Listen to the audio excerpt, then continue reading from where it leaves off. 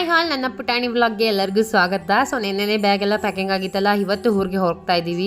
First ಹೋಗಿದ್ದು ದೇವಲಾಪುರದಲ್ಲಿ ಹೋಗಿ ಅಜ್ಜಿನ ಕರ್ಕೊಂಡು ಆನಂತರ ಅದು ಗಿಡಕ್ಕೆ ಹೋದ್ವಿ. ಅಜ್ಜಿ ವಾರ ಮಾಡಬೇಕಿತ್ತು ಅಂತ ಬಂದಿದ್ರಂತೆ.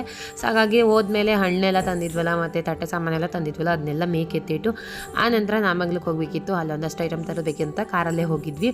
ಸೊ ನಾನು ನನ್ನ ತಮ್ಮ ಮತ್ತು ನಮ್ಮ ಅಕ್ಕ ಹೋಗಿದ್ವಿ. ನನ್ನ ಏಮಂತ ಬಂದು ತೋಟದ ಹತ್ರ ಹಸು ಇಟ್ಕೊಂಡು ಹೋಗಬೇಕು ಅಂತ ಹಾಗೆ ಅಷ್ಟು ದೂರ ಕಾರಲ್ಲೇ ಬಂದ. ಆನಂತರ ನಾಮಗ್ಲಿಕ್ಕೆ ಹೋಗಿ ಬೇಕಾಗಿರೋ ಐಟಮ್ಸ್ಗಳನ್ನೆಲ್ಲ ತೊಗೊಂಡ್ವಿ. ಹೂವು, ಹಣ್ಣು, ಹಾಗೆ ಕುಡಿಯೋದಕ್ಕೆ ವಾಟರ್ ಕ್ಯಾನ್ಗಳು ನಾಳೆ ಫಂಕ್ಷನ್ಗೆ. ಸೊ ಅದಾದಮೇಲೆ ಒಂದಷ್ಟು ತಿಂಡಿ, ಕೇಕು, ಪಪ್ಸ್ ಎಲ್ಲ ತಿಂದ್ಕೊಂಡು ಆನಂತರ ಮನೆಗೆ ಬಂದ್ವಿ. ಸೊ ಮನೆಗೆ ಬಂದಮೇಲೆ ಮನೆ ತುಂಬ ಜನ ಇರ್ತೀವಲ್ಲ, ಸೊ ಒಬ್ಬೊಬ್ಬರು ಒಂದೊಂದು ಕೆಲಸನ ನೋಡ್ಕೋತಾ ಇದ್ರು. ರಂಗೋಲಿ ಬಿಡೋದು ಆಗಿರ್ಬೋದು.